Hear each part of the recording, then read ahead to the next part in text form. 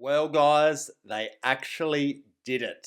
The Daily Telegraph reporting this week that the PNG National Rugby League team is a done deal and an in-principle agreement has been brokered between the Australian Rugby League Commission and the Australian Federal Government. And the 19th NRL team will be located in Papua New Guinea, all thanks to $600 million of Australian taxpayer government funding. Now, this was reported earlier in the year around May, and it was reported that it would be a done deal. PNG would become the 18th team in the NRL, and then it sort of went cold. We did get the news about the Western Bears coming in as the 18th team around a month or two ago. That is still yet to be confirmed by the NRL, but I think everyone accepts at this point that the North Sydney Bears are going to be relocating to the city of Perth and Western Australia, and they will be rebranding to the Western Bears and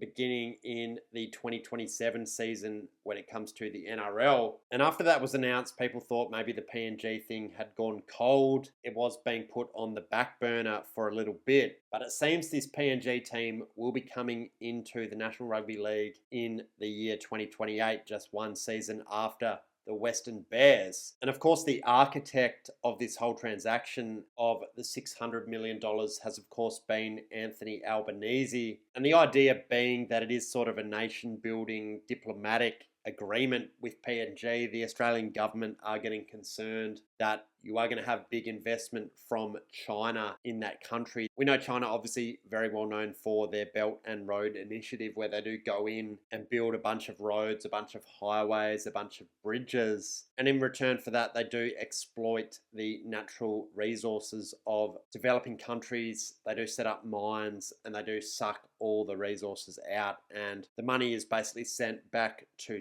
China. And the Australian government is saying, well, we know how popular rugby league is in Papua New Guinea. If we give them a team, if we bring them back into that sort of Western scope of influence, China isn't going to be able to sink its claws into the country as much as they are planning. So the ARLC has ticked off this $600 million cash injection, and it does mean that the PNG team will be funded by the Australian government until 2037. And apparently this is being announced after the grand final, and there is going to be some sort of celebration at the Australian PM's 13 game between the Prime Minister's 13 and Papua New Guinea that is going to be played in Port Moresby after the grand final. So presumably we will get the announcement of the Western Bears prior to that, probably in the week of or the week after the grand final, if I had to guess. Now, in terms of the allocation of the funds, it won't just all be going to PNG. $60 million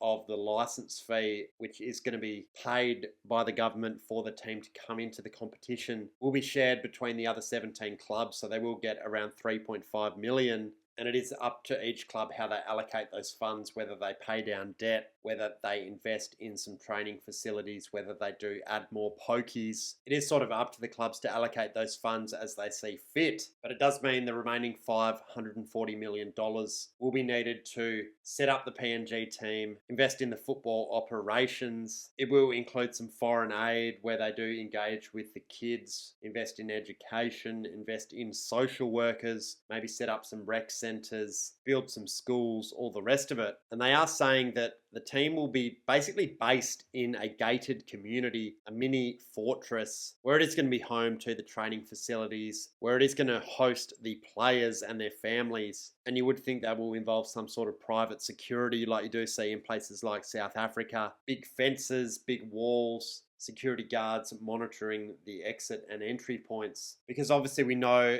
that the crime rate in PNG is just out of control. We do still have a lot of tribal warfare. We do have people getting, unfortunately, accused of witchcraft and burned at the stake. So it would be a tough sell for a rugby league player who's maybe just come out of the junior program. He's 19, he's 20, and he's going from Bondi or the Gold Coast to go and live in a gated community in PNG, I do think they are going to have some issues in terms of retention of their players, because you are sacrificing a lot. You're not going to be able to go out. You're not going to be able to really go for runs or go and sit on the beach or whatever you do in the middle of the season. You are just going to be confined to that gated community. And we know with the NRL, obviously they do want to develop the Papua New Guinean talent, but really not many PNG players currently at a high level in the NRL. So it's not like you're going to have a team of just Papua New Guineans. It is going to be obviously Australians, some New Zealanders, and some Polynesian players in the team. And the NRL is also going to be lobbying the Papua New Guinea government to try and get some tax incentives set up for the players to make it easier for those players to justify living in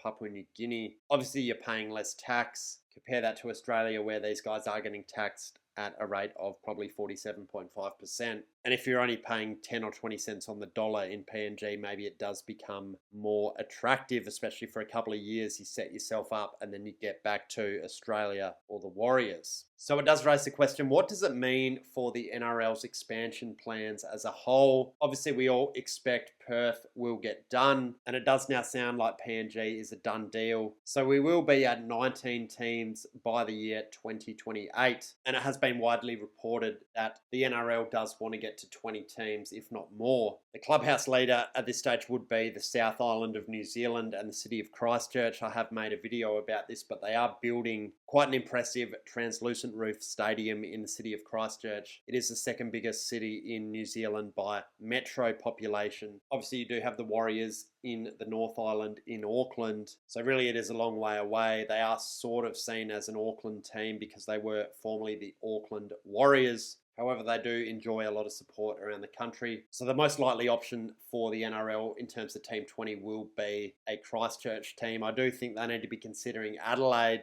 Given the size of the metro population, it is a big market. It is the fifth biggest market in Australia. Obviously not a rugby league town. It is behind enemy lines in terms of AFL and putting a team into those southern states. But I think it would be more financially beneficial for the NRL than a PNG. You are going to have a strong supporter base, even if it is quite small, because South Australians are very patriotic. They will get behind the team, and it will be a good chance to convert some maybe disaffected AFL fans or some juniors to rugby league and add a little bit of value when it comes to the TV rights. And the real question with PNG is, this is being funded until 2037. Obviously, we do have a Labor government committing to this. There is an election in 2025. If you were a betting man, you would say Labor probably slightly ahead in terms of favouritism, but it could go either way really at this point. Albanese has pissed a lot of people off with some of the policies when it comes to government spending, when it comes to immigration and a few other things. So I think putting a line through the funding for the PNG team could be a good strategy and attack campaign when it comes to the election for the Liberal Party, because it is wildly unpopular that $600 million of Australian taxpayer money is being sent overseas for what you could argue is a vanity project. It is purely set up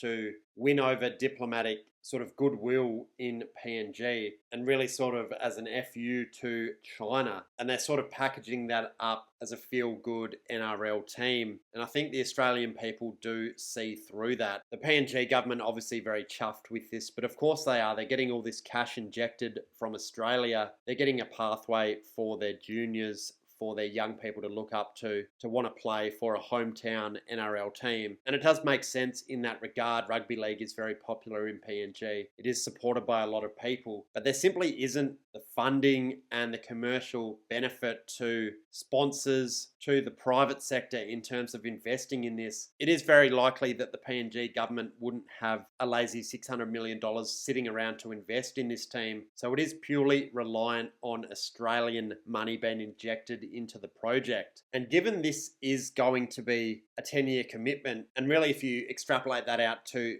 the year 2037, it is a 13-year commitment from now. What guarantee does the NRL and this PNG team have that a future Liberal government won't cancel the funding? Because no doubt we're going to have at least one, if not two more changes of government before the end of 2037. And if I was the Liberal Party, I'd be putting a line through this arrangement as soon as possible. So the NRL has to be really careful. If this gets set up, they need to ensure that the funding is locked in as of 2024 and it cannot be revoked by any future government. Otherwise, this whole thing blows up. It falls flat on its face, and it is a very bad look for the NRL. They're not willing to put the resources into a failing team like the AFL is with GWS. They just keep pumping money into that. I don't think the NRL is that willing to do that, especially in PNG where there just isn't the upside in terms of growth of the game, in terms of juniors playing rugby league that the AFL seems to think there is in Western Sydney. So what do you guys think of this news? I do think the NRL potentially making a big mistake. I think they are chasing the quote-unquote free money from the government, and it will be very interesting to watch how this develops over the next 13 years. That is going to be all we're going to have time for today, guys. Thanks for watching, and don't forget to subscribe for more.